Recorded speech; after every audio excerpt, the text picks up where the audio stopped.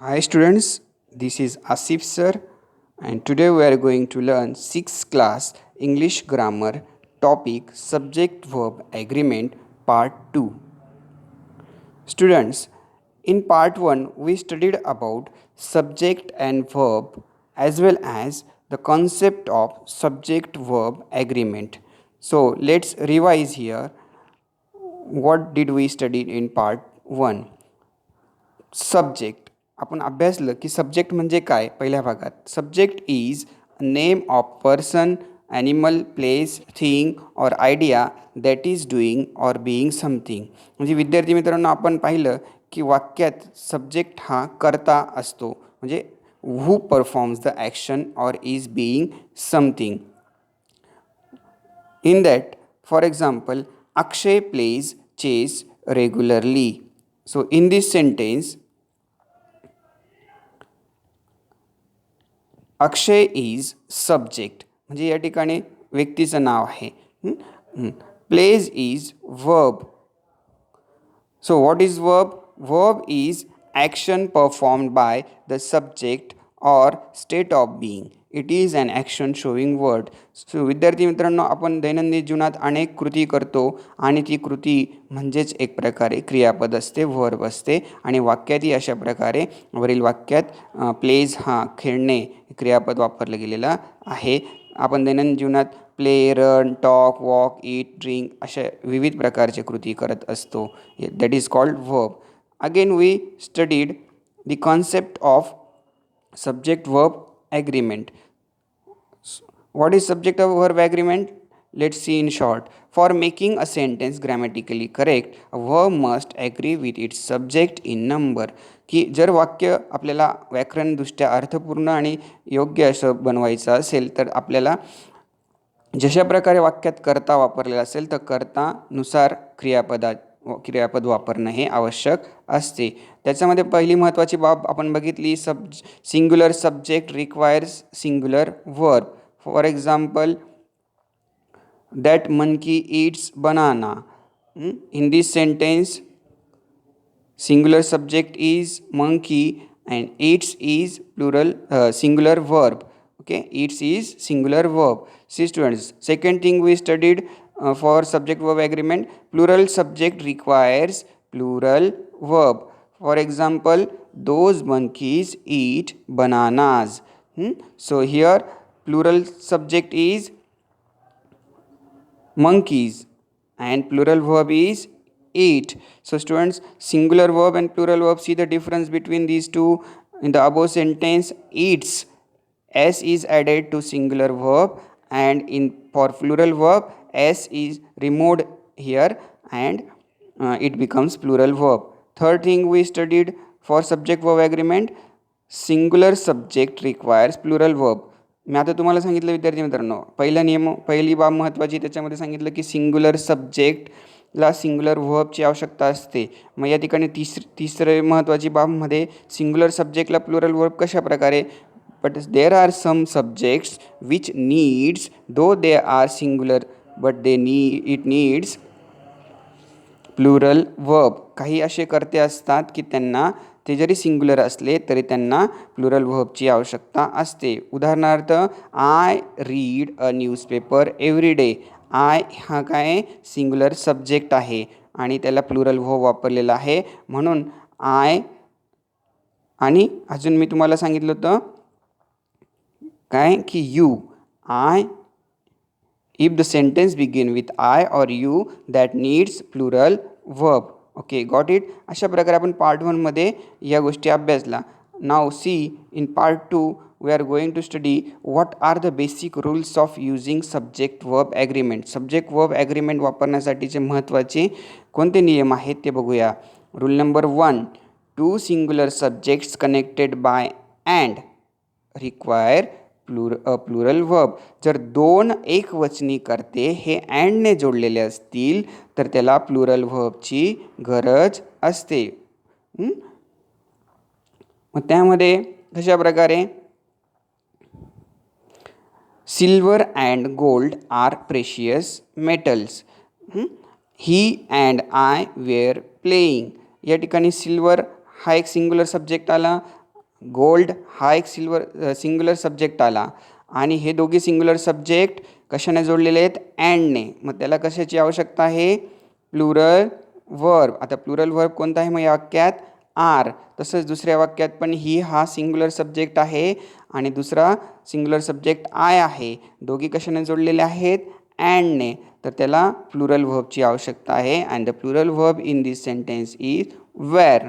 Okay, got it. But the exception for this rule, म्हणजे या नियमाला अपवाद म्हणून काही असे उदाहरणं असतात की ते नियमाच्या विरोधात असतात. उदाहरणार्थ एक्सेप्शन कशा प्रकारे असू शकते या नियमाला? If a noun seems as two subjects but it gives one idea to the mind it require singular subject. जर वाक्यात दोन कर्ते आपल्याला दिसत आहेत पण त्या दोन्ही कर्त्यांमधून आपल्याला एकच महत्त्वाची बाब सूचित होते, एकच प्रकारची, तर त्याच्यासाठी सिंग्युलर व्हर्ब वापरलं जातं. लक्षात घ्या विद्यार्थी मित्रांनो. आणि ते कशा प्रकारे? Example, bread and butter is my food. विद्यार्थी मित्रांनो, या ठिकाणी ब्रेड अँड बटर म्हटलं तर एकच गोष्ट आली, ती एकच सूचित करते जरी ते अँडने जोडलेले असले तरी. म्हणून अशा सब्जेक्टला सिंग्युलर वर्ब वापरलं जातं. आणि ह्या वाक्यात सिंग्युलर वर्ब कोणतं वापरलेलं आहे मग? इज. तसं दुसरं उदाहरण आहे, time and tide waits for no one. म्हणजे टाईम अँड टाईड हे जरी वेगवेगळे आपल्याला दिसत असतील परंतु ते एकच सूचित करतात आणि त्याला सिंग्युलर वर्बची आवश्यकता आहे. म्हणून वेट्स हा सिंग्युलर वर्ब वापरलेला आहे. Got it.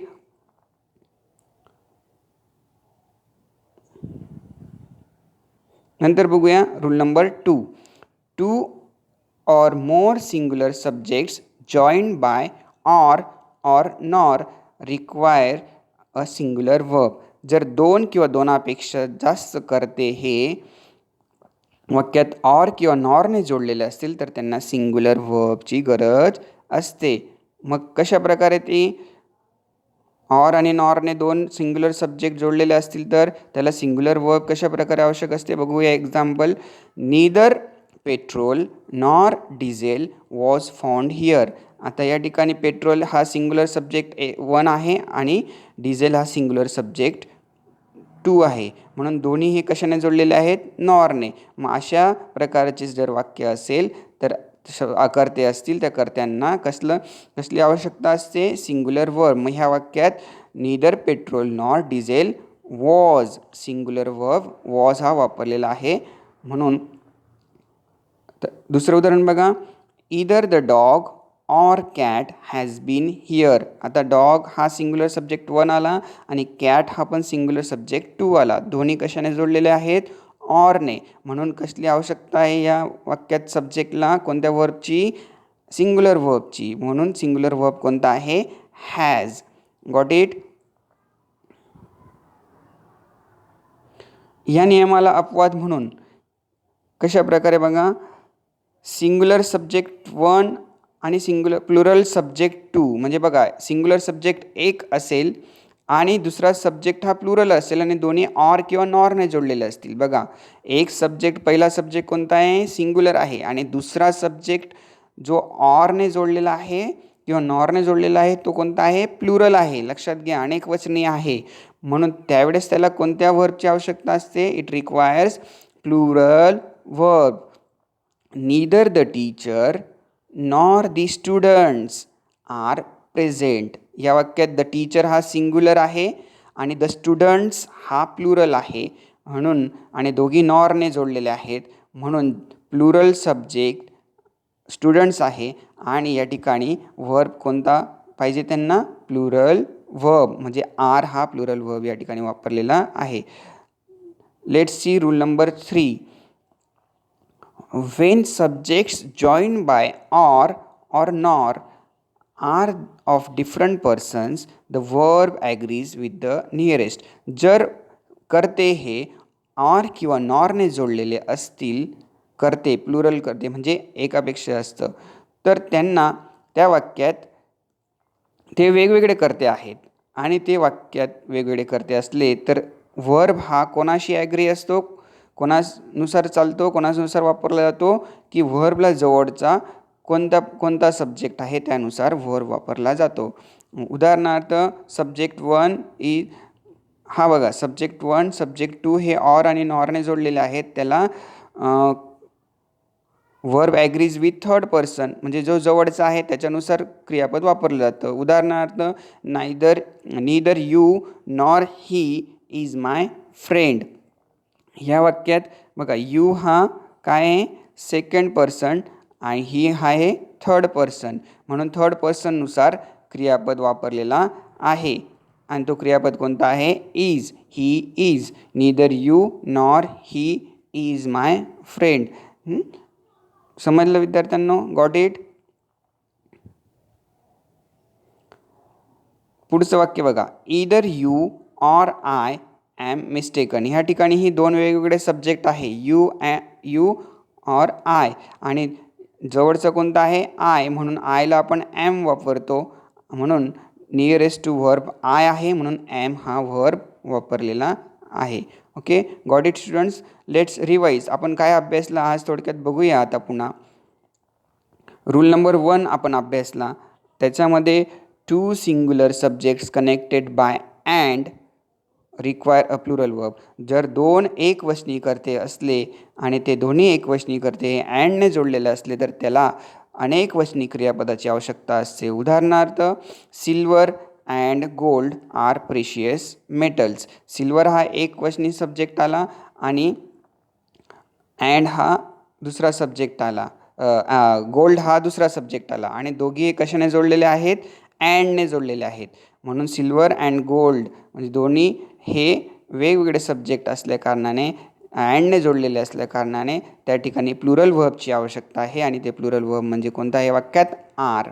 ओके, नंतर आपण अभ्यासलं रूल नंबर 2, टू और मोर singular subjects join by or nor require a singular verb. जर दोन किंवा दोनापेक्षा जास्त एकवचनी कर्ते हे ऑर किंवा नॉरने जोडलेले असतील तर त्यावेळेस कशाची आवश्यकता असते एकवचनी क्रियापदाची. मग कशा प्रकारे बघा, नीदर पेट्रोल नॉर डिझेल. आता या ठिकाणी पहिला सिंग्युलर सब्जेक्ट कोणता आहे पेट्रोल आणि दुसरा सिंग्युलर सब्जेक्ट कोणता आहे डिझेल. दोन्ही कशाने जोडलेला आहे नॉरने, म्हणून कसली आवश्यकता आहे यांना सिंग्युलर व्हर्बची. मग या ठिकाणी सिंग्युलर व्हर्ब कोणता आहे वाक्यात वॉज. ओके, नंतर रूल नंबर 3 आपण अभ्यासला, when subjects join by or nor are of different persons the verb agrees with the nearest. ज्यावेळेस दोन वेगवेगळ्या प्रकारचे कर्ते हे वाक्यात ऑर किंवा नॉरने जोडलेले असतील तर त्यावेळेस जो क्रियापदाच्या जवळचा सब्जेक्ट असेल तो सब्जेक्टनुसार त्या सब्जेक्टनुसार क्रियापद वापरलेलं असतं. उदाहरणार्थ neither you nor he is my friend. या वाक्यात यू हा एक सिंग्युलर सब्जेक्ट आहे आणि ही आहे, तर जवळचा कोणता आहे क्रियापदाला ही, म्हणून हीला आपण काय वापरतो इज, म्हणून यू आणि ही हे दोन नॉरने जोडलेले आहेत आणि इज हा ही जवळ वापरलेला आहे, म्हणून इज हा क्रियापद त्या ठिकाणी वापरला जाईल. अशा प्रकारे विद्यार्थी मित्रांनो आज आपण पार्ट 2 मध्ये सब्जेक्ट वर्ब ॲग्रीमेंटचे 3 रूल्स अभ्यासले. Thank you. The remaining rules will be studied in part 3. Thank you.